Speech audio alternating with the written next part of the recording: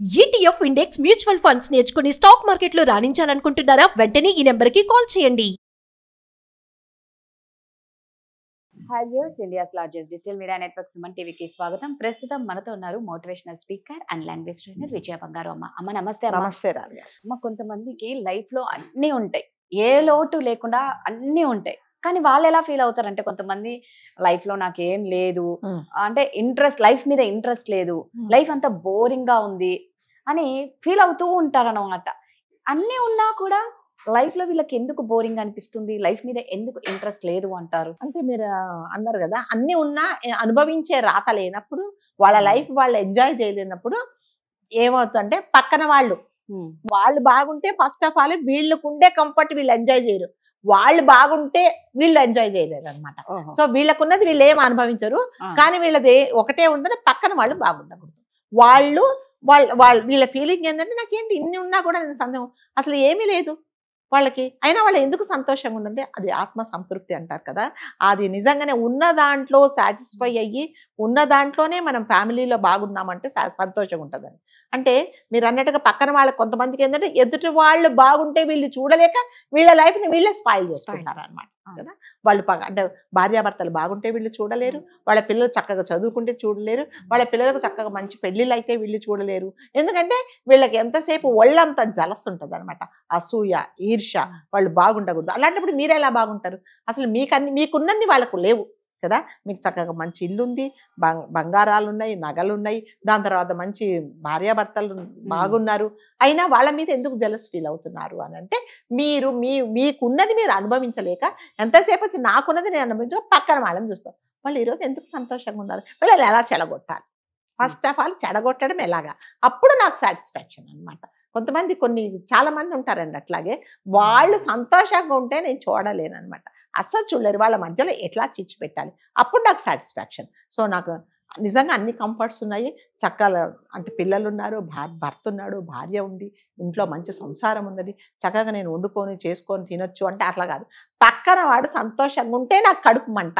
ఆ కడుపు మంట ఎంతవరకు ఉంటుందంటే, వాళ్ళు నిజంగా బాధపడితే అప్పుడు నాకేముండదు. మరి నేను ఎలా సంతోషంగా ఉంటానంటే ఉండలేను కదా.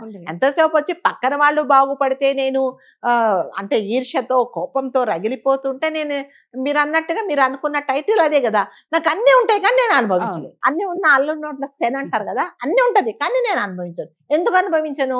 పక్కన వాళ్ళు హ్యాపీగా ఉన్నారని చెప్పేసి. కాబట్టి పక్కన వాళ్ళు హ్యాపీగా ఉన్నారు కంటే, నా జీవితంలో నాకు అన్నీ ఉన్నాయి కదా, నేను ఎందుకు హ్యాపీగా లేనని ఆలోచించుకోవట్లేదు. ఎంతసేపు వాడు చెడిపోవాలి, వాడు బిజినెస్లో లాస్ అయిపోవాలి, దాని తర్వాత వాళ్ళ ఇంట్లో ఏదైనా జరగాలి, అప్పుడు నేను హ్యాపీగా ఉంటాను. చాలామంది ఉంటారండి రాజుగారు, చాలామంది ఉంటారు.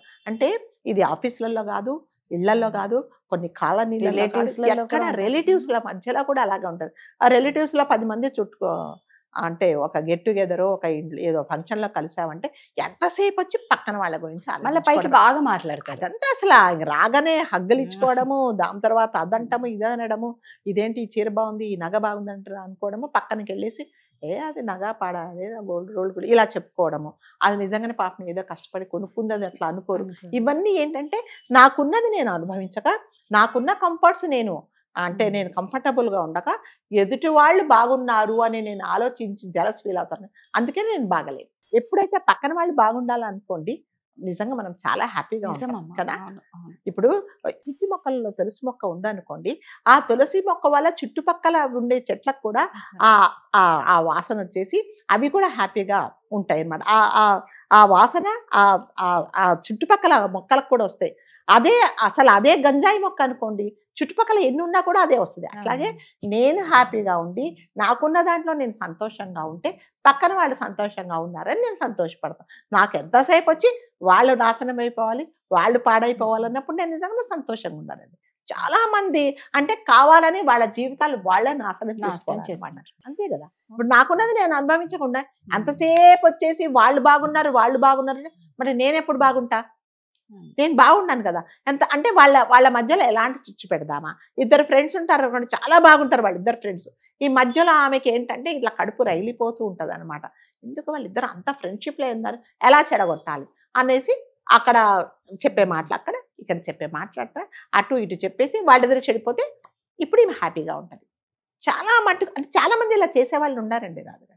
ఈ ప్రపంచంలో మనుషులు ఎలా అయిపోతున్నారంటే వాళ్ళు ఏం చేస్తున్నారు, వాళ్ళకి ఏం కావాలో కూడా తెలియటం లేదు అన్నమాట. అసలు ఏం పక్కనోళ్ళ తెలియట్లేదు. నాశనం, పక్కనోళ్ళ ఏడుపే పక్కనోళ్ళ వీళ్ళకి కావాలి. అంతే, వాళ్ళు ఏడిస్తే మనకు చాలా సంతోషం.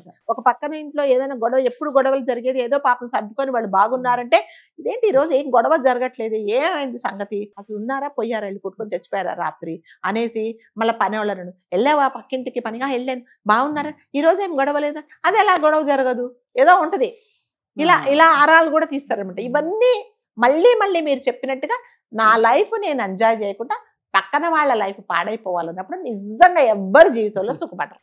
అంతేనా? నా లైఫ్ నేను అనుభవించాలి, చక్కగా ఉన్నది అనుభవించాలి, నాకు వీలైతే ఎవరికైనా సహాయం చేయాలి, లేకపోతే నేను 6 పూటలు తినేసి చక్కగా ఉండాలి. అది చేయరు, ఇది చేయరు.